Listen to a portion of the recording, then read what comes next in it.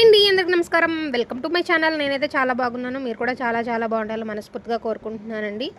ఇప్పుడు నా పరిస్థితి ఎలా ఉంది అంటే, పనోడు పందిరేస్తే పిచ్చులోసి పడగొట్టిని అంటారు కదా, ఆ సామెతలాగుంది. సైక్లోన్ అన్నప్పుడు ఆ 3 రోజులు కూడా ఇంత వాన అయితే పడలేదండి మాకు. నేను ఇవాళ పౌర్ణమి కదా, 25వ తారీఖు నవంబర్, బుధవారం. ఇవాళ చూసారు కదా, కరెక్ట్గా 3 గంటలు అయ్యిందండి. 2 గంటలకి మొత్తం కడిగేసుకుని ఎండ ఉండంగా మొత్తం ఆరిపోతే చక్కగా ముగ్గులు పెట్టుకొని సాయంత్రం చంద్రుడికి పున్నం చంద్రుడికి నేను పూజ చేసుకోవాలి అనుకున్నాను. కరెక్ట్గా 3 గంటలకల్లా ఇలాగా తుఫాన్ గాలిలాగా సడన్గా వచ్చేసిందండి మొత్తం అంతాను. ఇలా విపరీతమైన గాలి వాన మొత్తం ఎక్కడెక్కడ ఆకులన్నీ మళ్ళీ కొట్టుకొచ్చేసినాయి.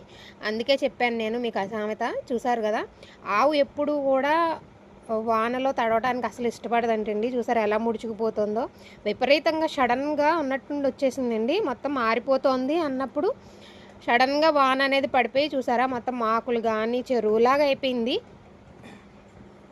మాకున్న ప్లస్ పాయింట్ ఏంటంటే, మాకు ఎంత వాన పడినా ఒక్క 20 మినిట్స్లో మొత్తం భూమి అనేది పీల్ చేసుకుంటుందండి. ఇక్కడ మాకు మొత్తం ఇసుక నేల. ఒక్క గంటలో మొత్తం చెరువుల్లాగా అయిపోయినాయి. వెంటనే మళ్ళీ ఎండ కూడా వచ్చేసిందండి. చూసారు కదా, ఇక్కడ నేను అది కూడా తీసి చూపిస్తున్నాను. ఇటు నీళ్లు కానీ మొత్తం ఎలా ఉన్నాయో, ఒక 20 మినిట్స్లో మళ్ళీ ఎండ వచ్చింది. నీళ్లు మొత్తం ఎక్కడ మొత్తం అసలు కనిపించకుండా పోయినాయండి. చూసారా ఎండ ఎంత గట్టిగా వేస్తోందో.